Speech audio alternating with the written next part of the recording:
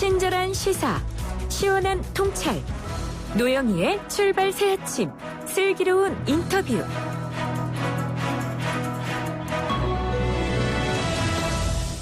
(35년) 만에 단독으로 원이 구성됐습니다. 이에 대한 여당의 입장 한번 들어보도록 하겠습니다. 더불어민주당의 박주민 의원 연결돼 있습니다. 의원님 안녕하세요. 네, 안녕하십니까. 네, 결국 한 달여 끝에 18개 상임위원 중에서 여야 국회 부의장 합의가 필요한 정보위원장 제외하고 일단 17개는 모두 민주당이 가져가게 됐는데요. 우선 이에 대한 입장은 어떠실까요? 네, 일각에서는 더불어민주당이 독재를 하는 거 아니냐, 독식한 거 아니냐 이런 이야기가 나오는데요.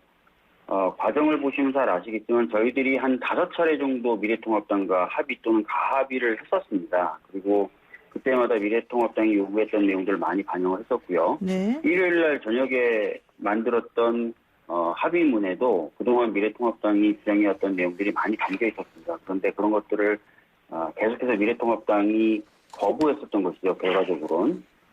그러면서 이제 산적한 국회 현안을 풀기 위해서 어쩔 수 없이 저희들이 17개 상임위원장을 선출하게 됐다. 이렇게 좀 봐주셨으면 합니다. 네. 그런데 어제 오전까지만 해도 좀 전에 말씀하신 것처럼 원내대표 간의 협상이 꽤 진전되었고 이제 타결만 남은 것처럼 보도가 됐단 말이죠. 그런데 갑자기 오후에 분위기가 180도 달라졌습니다. 협상이 결렬된 이유는 정확히 뭘까요?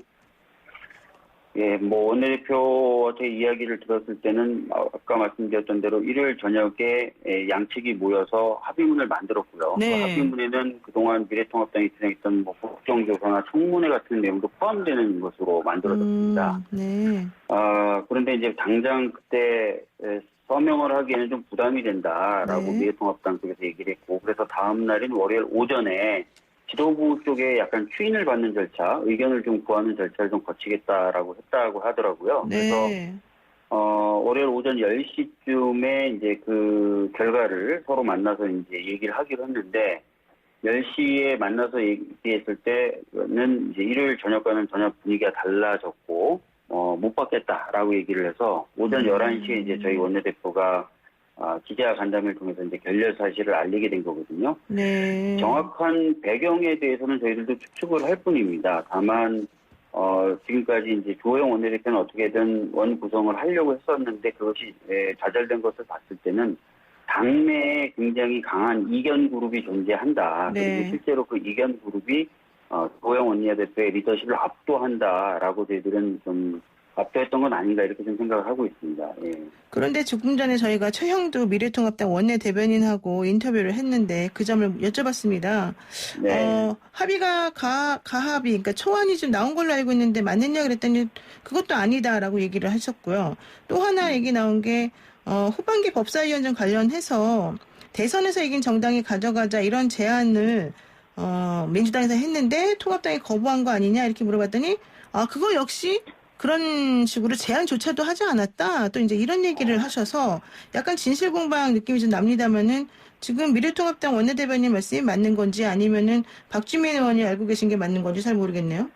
글쎄요, 제가 그 합의문의 문구를 다 정확하게 본 건 아닙니다. 왜냐하면 네. 원내대표들끼리도 서로 이제 철저히 비공개를 하자고 약속을 했다고 그러더라고요. 네네. 그렇지만 합의의 내용이 담겨 있는 서류가 있는 것까지는 제가 봤거든요. 그래서 네.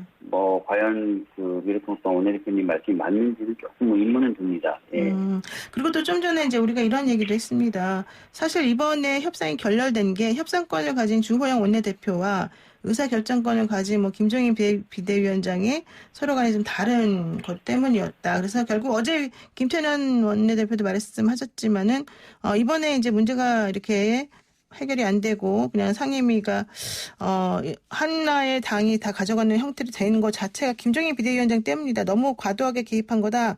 이런 의견이 있다고 말씀드렸더니 전혀 아니다. 이제 이런 얘기를 하시면서 미래통합당에서는 다 하나의 마음으로 지금 다 통합적으로 같은 의견을 가진 것이다라고 얘기를 했어요.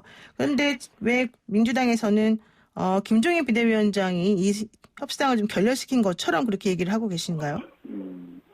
그러니까 저희들도 뭐 미래통합당 의원들을 개별적으로 만나기도 하지 않습니까? 네, 그렇죠. 지난주에 제가 사실은 미래통합당의 이제 재선 의원들 몇 명을 또 만나봤는데, 네. 뭐 적어도 제가 만나봤던 재선 의원들은, 일요일 저녁에 만들어진 합의문 정도의 수준이라면은 충분히 수용할 수 있다는 분위기였습니다. 네네. 그리고 뭐 또 들려오는 얘기로는 삼선 의원들 중에 한 절반 정도는, 네. 뭐 원 구성이 좀 돼야 된다거나 또는 원 구성이 된다면 굳이 이의를 제기하지 않겠다 정도의 스탠스였던 것으로 알고 있어요. 네네. 근데 반면에 이제 좀 기억나시겠지만 김종인 비대위원장의 경우에는 초선 의원들과의 간담회에서도 18개 상임위 뭐 우리가 가져올 필요 있냐라는 네, 식의 그렇죠. 말씀하셨고 또 주호영 원내대표가 가 있는 산사를 방문했을 때도 18개 상임위원회 다 두자. 그리고 우리가 상임위에 들어가야 되지 않냐라고 말씀하셨던 것으로 보도가 되고 있습니다. 그래서 네네. 이 전체적인 흐름은 주호영 원내대표의 어떤 협상 과정에서의 모습이나 또는 제가 만나봤던 재선 의원들 모습 그리고 제가 이야기 들은 삼선 의원들의 생각과는 달리 김종인 비대위원장의 말과 좀 일치되게 흘러가지 않습니까? 네네. 그래서 저희들은 이게 김종인 비대위원장이 어떤 키를 갖고 네. 있고 또 그 키를 행사한 게 아닐까 이렇게 보고 있는 겁니다. 그렇군요.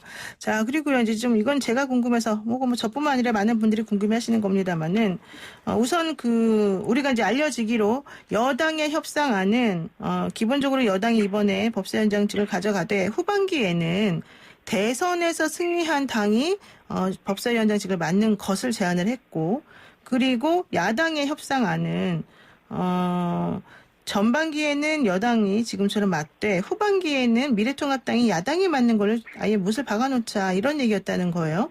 자, 그러면 미래통합당하고 민주당이 한 번씩 나눠서 하는 거는 얼핏 보기에 비슷해 보이는데 여기서 포인트는 대선에서 승리한 당이 누가 될 것이냐에 따라서 조금 달라지는 거잖아요.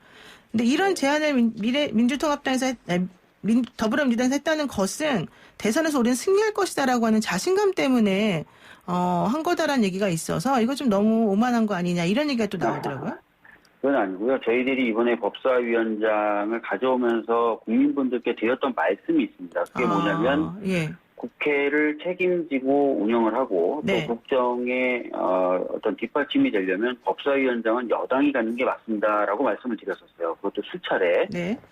그러면 그런 취지의 연장선상인 거죠. 저희들이 이렇게 얘기해놓고 2년 후 대선에서 여야가 바뀌었는데도 무조건 우리가 계속 해야 된다라고 하면은 저희가 지금 법사위원장을 가져올 때 했던 얘기하고 달라지게 되는 거잖아요. 네네. 예, 그래서 저희는 저희가 법사위원장을 가져왔을 때 했던 이야기를 그대로 지키겠다. 네. 국정을 책임지고 운영할 수 있도록 법사위는 여당이 가는 게 맞다라는 저희들의 말을 그대로 지키겠다는 그런 취지였던 겁니다. 예. 그랬군요.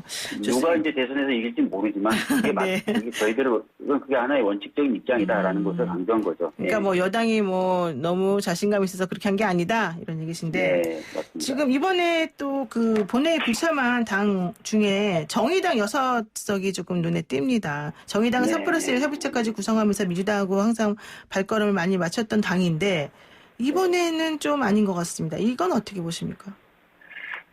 정의당 입장에서도 뭔가 이제 좀 더 국회가 대화를 좀 하는 모습을 좀 원했을 거예요. 네. 근데 뭐 또 다른 측면에서는 지금 너무 이제 거대 정당들 중심으로만 국회가 운영이 되고 또 국회 운영에 대한 논의가 진행이 되니까 거기에 대한 어떻게 보면은 문제 제기도 포함되어 있다고 봅니다.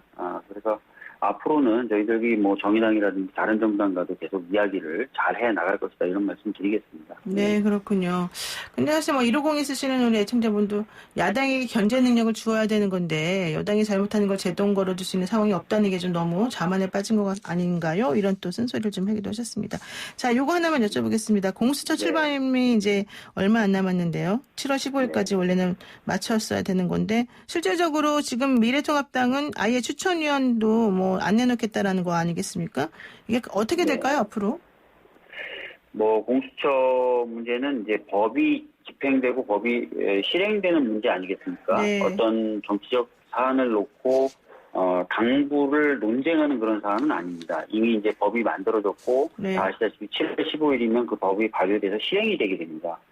그래서 법을 따라야 되는, 신분인 국회의원들, 그리고 정당으로서는 그 법이 제대로 실효적으로 작동하도록 협조를 하는 게 맞습니다. 네. 그래서 이거는 전혀 지금 논의되고 있는 여러 가지 정책 쟁점과는 다르다. 그런 차원에서 저희들이 좀 접근하고 야당도 설득해 나갈 생각입니다.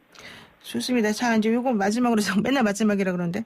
자, 이제 여당이 전부 다 가져간다, 상임위원장직을. 그렇다면 책임 정치라고 하는 것이 이제 어깨를 많이 무겁게 누를 것 같은데요. 책임 정치가 어떻게 가능하겠습니까? 지금 일단 미래통합당은 전면 보이콧을 얘기하고 있는데. 우선은 저희들이 이제 굉장히 좀, 많은 국민분들의 목소리를 들으려고 해야 될 것입니다. 그러면서도 동시에 야당들의 목소리도 들으려고 할 것이고요. 그 과정에서, 정확한, 그리고 좀 더 국민 뜻에 부합하는 법과 정책을 만들어 나가려고 노력을 하겠습니다. 그리고 저희 스스로도 끊임없이 혁신하는 모습들, 달라진 모습들, 일하는 모습들을 계속 보여드려 나가도록 하겠습니다. 네, 알겠습니다. 오늘 말씀 여기까지 듣겠습니다. 고맙습니다. 예, 감사합니다. 네, 지금까지 박주민 더불어민주당 의원이었습니다.